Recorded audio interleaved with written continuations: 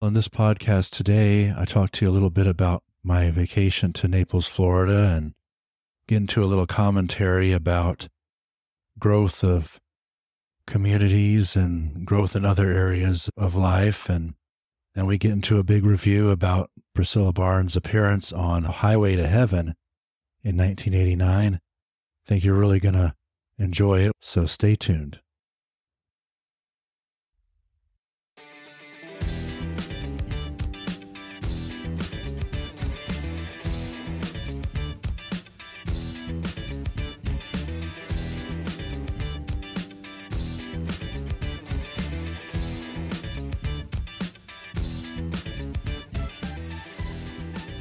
Welcome once again to Frank Weber's Party.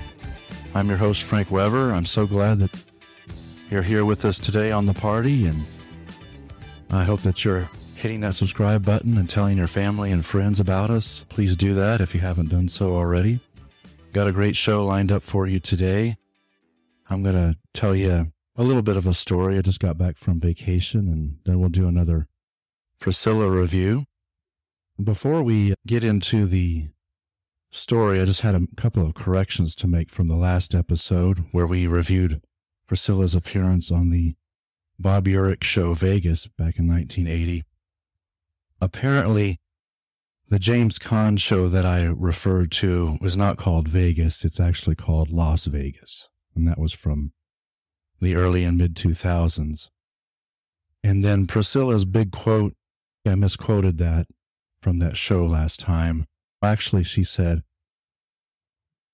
"I'm not cheating, I was working." I believe that's correct now, and I just wanted to get that off my chest there. Because if you're going to check out these videos, you may see some discrepancies, and I'll try to keep those, of course, to a minimum. Today, I wanted to tell you about, I just got back from vacation in Naples, Florida. This episode may not drop for another 2 or 3 weeks. My wife and I went down there and we had a really lovely time. I really like that area. It's beautiful. It's well laid out, designed, clean. The people are really good. Lots of different kinds of people there. And it was just a great time to go down and relax, to be able to take off my shirt and go to the beach or go to the pool. Played a little golf while the wife went to the casino. That's one of her favorite things. Got a massage, enjoyed some great food. And it's a wonderful, wonderful place down there. Florida is top notch, and so are some other places, including the place where I live here in Canyon, Texas, and some other places in the country. And my wife would really, well, both of us actually would really like to move down there.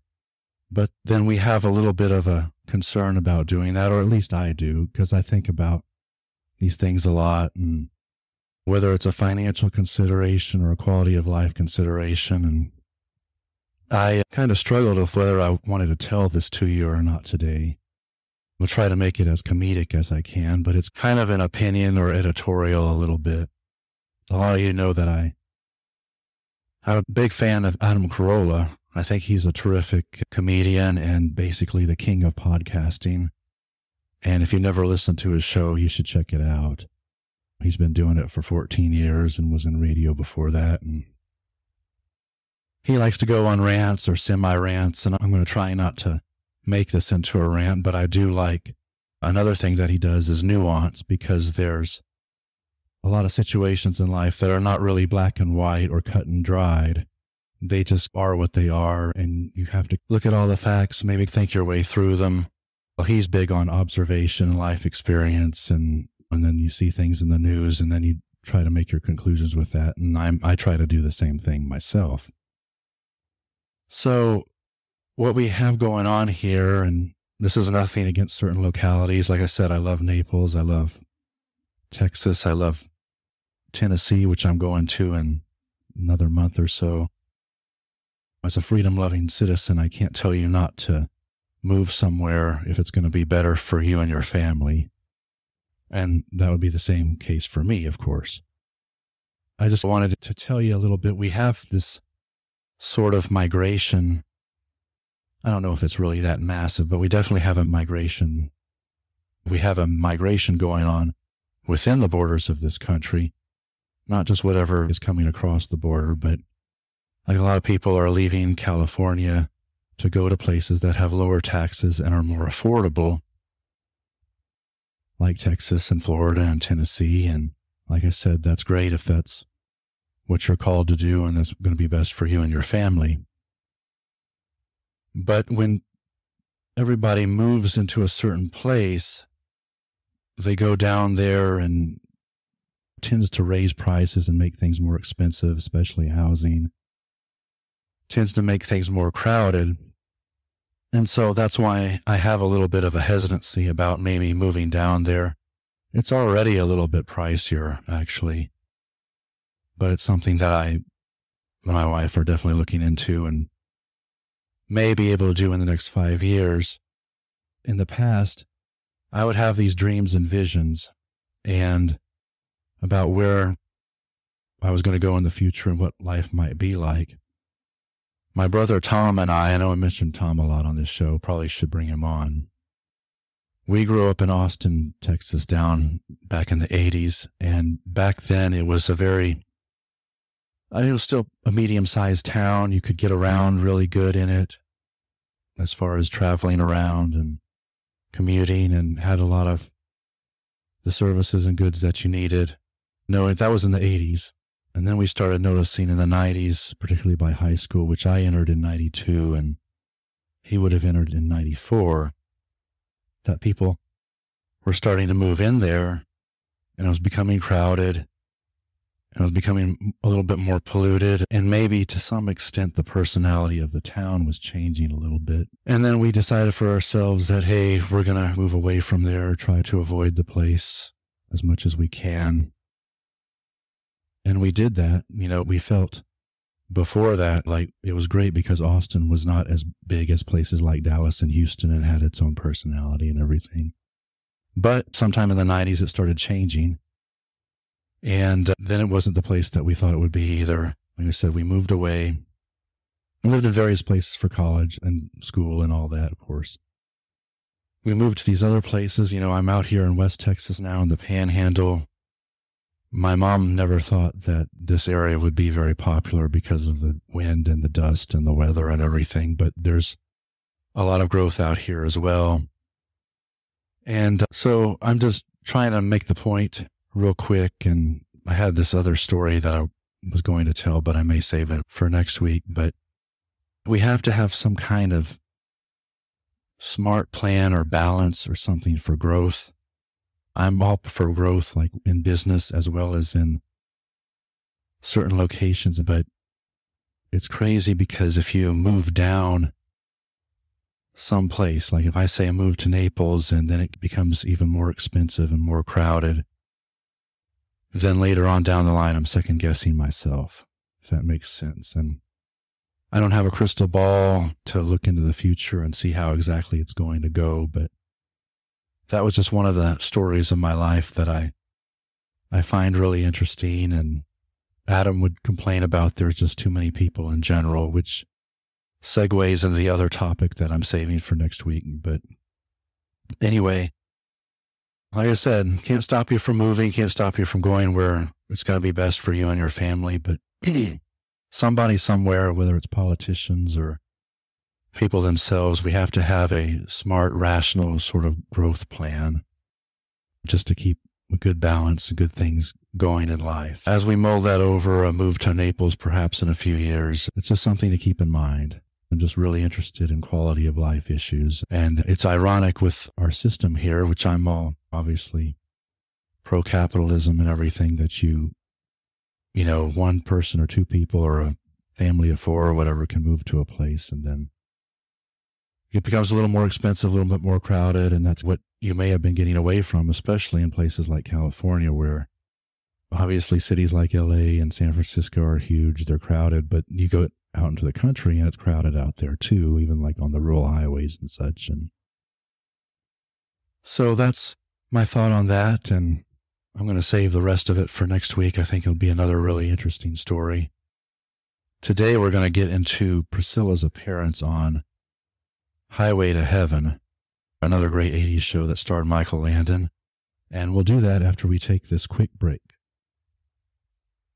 Okay, I'm back, and before we get into the review, I misquoted Priscilla again and again on the old Vegas quote. What she said is, "I wasn't cheating, I was working," as a bunch of tears streamed down her face. So that's what she said in the Vegas episode. So I messed it up again, but that should be correct now. Today's episode is Highway to Heaven, Season 5, Episode 10, called Summer Camp. And I always thought this was a very nice episode. There's something very touching and albeit amusing about it. It was a very, I guess you could say, a very typical Michael Landon show that aired from 1984 to 1989. There wound up being only about 2 or 3 episodes left after this one, which specifically aired July 14th, 1989, which incidentally was the same day that License to Kill, the James Bond movie that Priscilla had a little role in, was released in the United States. So basically what it is Michael Landon plays Jonathan Smith, who's a probationary angel. And he's on a mission from who he calls the boss, which we presume is God. And he's given all these resources and everything to go to Earth and go into these people's lives who are having a lot of trouble, a lot of difficulty, try to make their lives better. And he's teamed up with this human named Mark Gordon, who's played by Victor French. And he's the guy who's always wearing the A's cap in this show. And I always thought that was interesting, the Oakland A's getting a promotion every time this show was on. They were the two main stars, Michael Landon and Victor French, known a lot for their westerns, particularly Victor French. But then, of course, Michael Landon was also known for Bonanza. And then, of course, Little House on the Prairie. Right after Little House on the Prairie ended, he started this show, Highway to Heaven. And this turned out to be the third and final series for Michael Landon. He was the one who primarily directed and created this show, produced it. Sometimes Victor French would direct some, and of course they worked together a lot, particularly on Little House on the Prairie, but then Victor French also had a couple of appearances on Bonanza, so they were really good friends. And sadly, Victor French died about a month before this episode aired. I think he had lung cancer, was age 54. And then Michael Landon, this being his last series, would die about 2 years later from pancreatic cancer, I believe it was. He was also 54 at the time of his death. And this episode, just to let you know here, was delayed into the summer of 1989, which is unusual for any kind of new shows being aired, but it was canceled earlier in 89. There had been a writer's strike in 1988. It looked like there was some debate as to whether this episode and some others were actually going to be on the air. And as far as other people in the show, obviously Landon and French were the two main stars, but we also have a guy in this show named Tom Sullivan who plays a character named Frank Riley. Frank Riley is apparently a recurring character on this show, and this is presumably the last time he played the character. Tom Sullivan in real life was blind since infancy, but created quite a career for himself as a writer and an author, a singer, that sort of thing. He was really big friends with Betty White and Alan Ludden, and starred on an episode of MASH and WKRP. Apparently even sang the national anthem at Super Bowl X and the Indy 500 just a few months later that year in 1976. So he had quite a resume. I don't know what he's doing now, but he is still alive. And like I said, I'm not sure where he's at. He's 76 now. Seems like a pretty good guy, inspirational speaker. And so the plot of this movie, or this show, I found it really intriguing here. So essentially it opens up, Priscilla plays a Hollywood starlet named Tawny Turner. She's being driven to a cocktail party by her agent named Phil.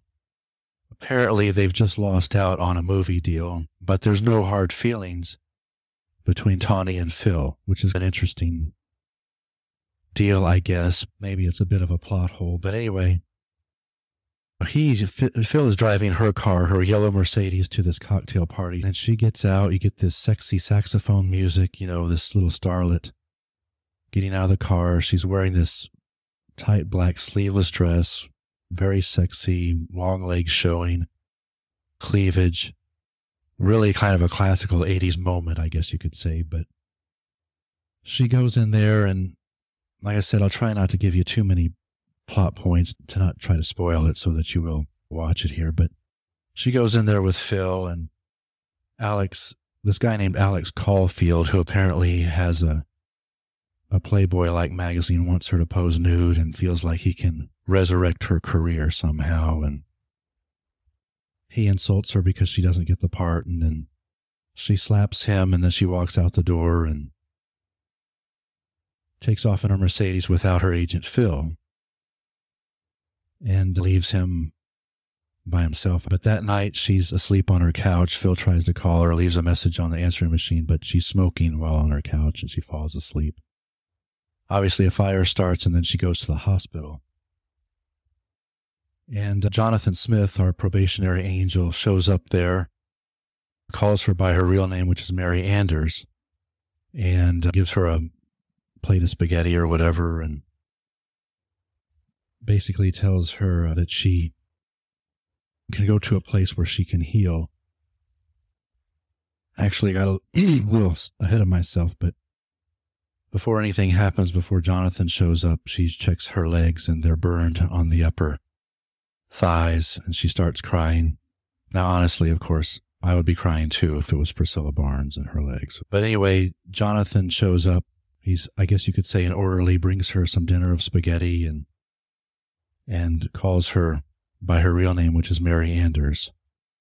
And she says, "How do you know my real name?" And the odd thing is that guy Caulfield shows up and tries to talk her into the centerfold again because, again, it can resurrect her career. And she, of course, is very upset, throws away his flowers, and he says, "You need me, my dear, and you know it." And Jonathan invites her to the summer camp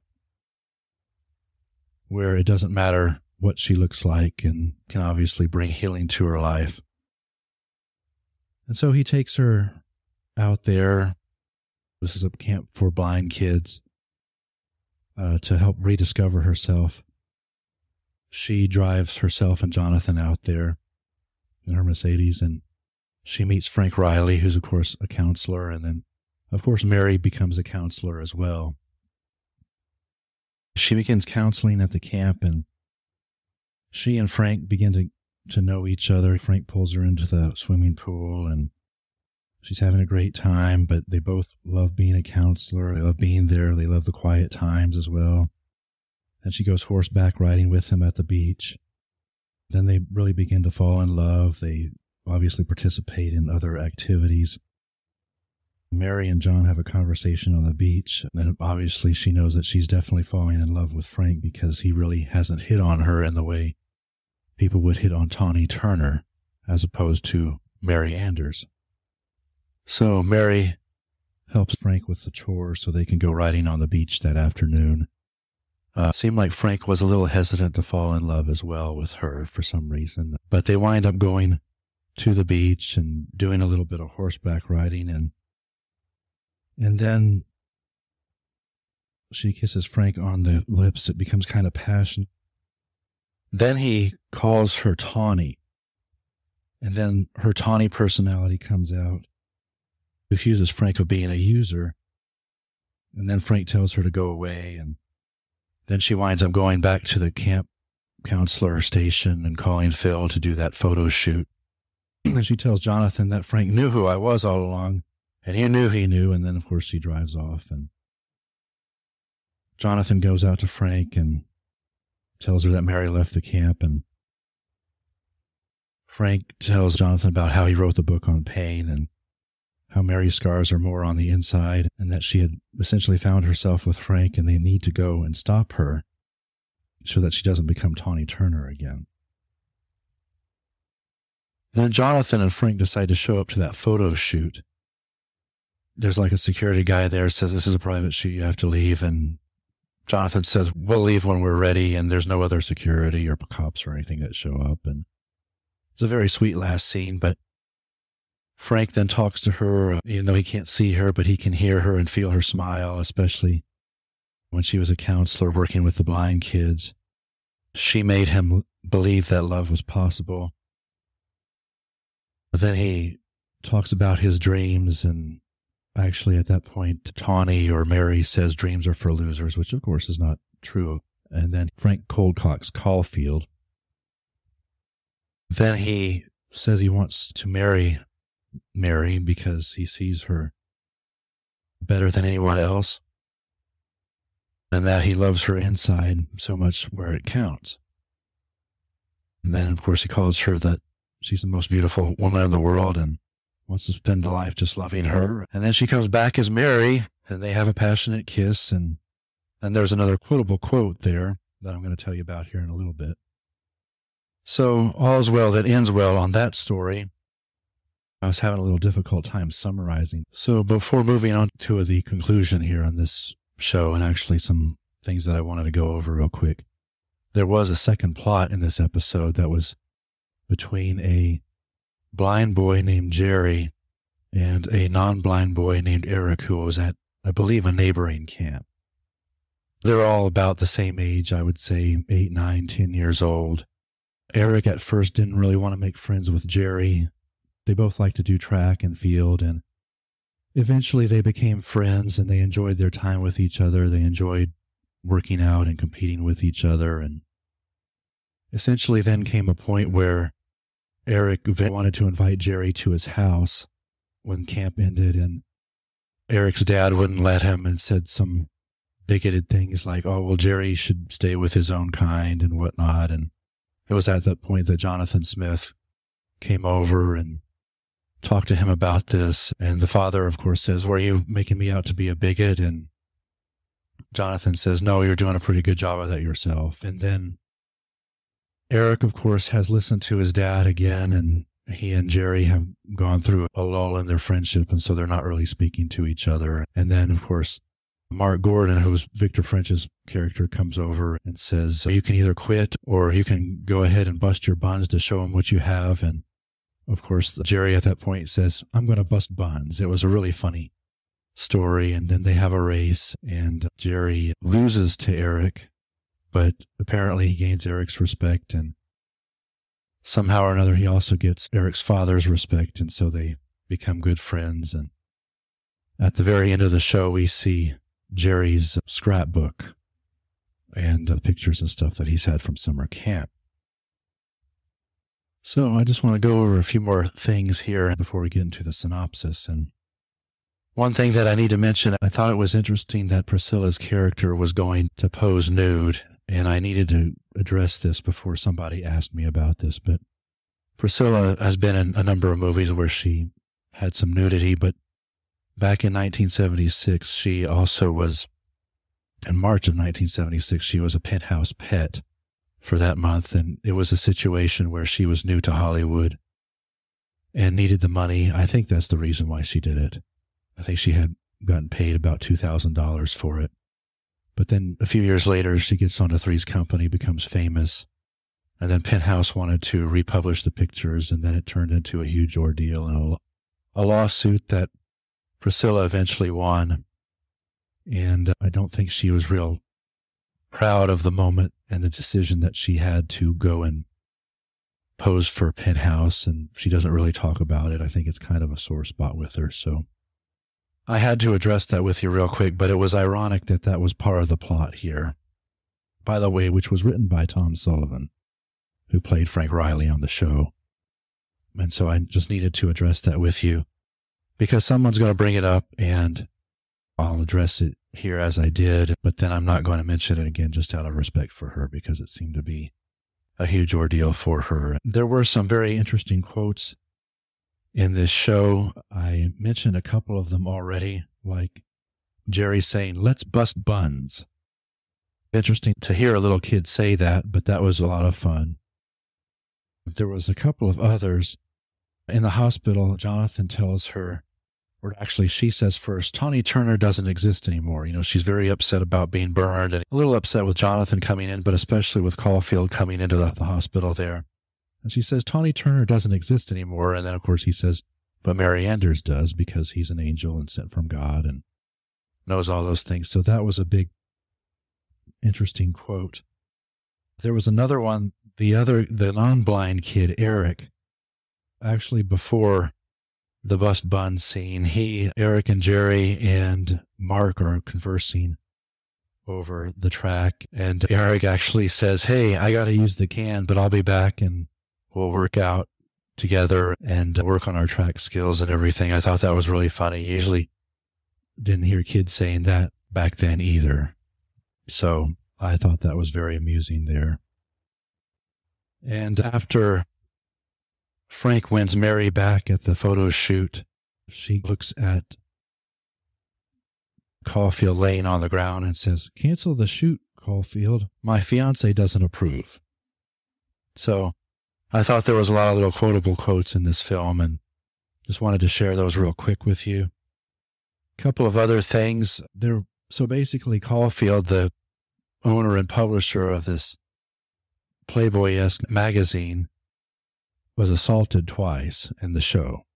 And so first time was by Tawny at the cocktail party, and the second time was by Frank at the photo shoot. And I just always remember back in those days, I guess you still see it nowadays, there was a lot more people punching each other, and you'd hear a smack, and they seemed to be largely okay, even if they were knocked cold like Caulfield on that second time. But they did that a lot in shows, TV and movies back then, and it was always amusing. Nobody ever got in trouble for it. You definitely get in trouble for that today, and probably a lot of other things that were not necessarily considered assault back then, just a gentle touch on the arm or something. Supposedly some people consider that assault now, but I hope to heaven that we're not actually heading that direction. And then finally you had the beach scenes. It just reminded me of either the beach in Planet of the Apes or the parody in Spaceballs, where the head of the Statue of Liberty lands on the beach and the bad guys come out of her nose, and the apes ride up on their horses, and one of them says, what's that coming out of her nose? And the guy goes, Spaceballs, and he goes, oh shit, there goes the planet. So that was reminiscent of that. I thought overall the episode was quite good. Maybe it was a little corny at times. The quotes, maybe they were a little much, and the way it wrapped up at the photo shoot, to be able to convince a woman that quickly to change her mind was something quite remarkable. I really liked all the characters. Everybody was likable in this show. Frank did an excellent job, played by Tom Sullivan, and of course the fact that he was named Frank was superb. Overall, I give Priscilla an A, and I give the show an A. And if I didn't mention this before in the podcast today, I should say, I really think that television and Hollywood are really missing something, because after Michael Landon died, things were not the same. Things were not quite as family-oriented. They weren't quite as inspirational. That doesn't mean that there wasn't shows that came along that tried to be inspirational and family-oriented, but he had kind of a special brand. And this show is a perfect example of that. It really kind of makes you think about things. Mary Anders had an alter ego that allowed her to make a living, and after a time, it wasn't working out anymore. She was miserable. She needed to get out of herself and serve other people, which is what Frank Riley was already doing at the camp. And she found herself, and she fell in love at the same time. And that's just a remarkable story, and maybe it's a Hollywood ending, but it's definitely typical of something that Landon and company would do. You can add your feedback to it if you like. We welcome comments. Hopefully you'll check out the show, and we'll tell you in the description where you might be able to find it.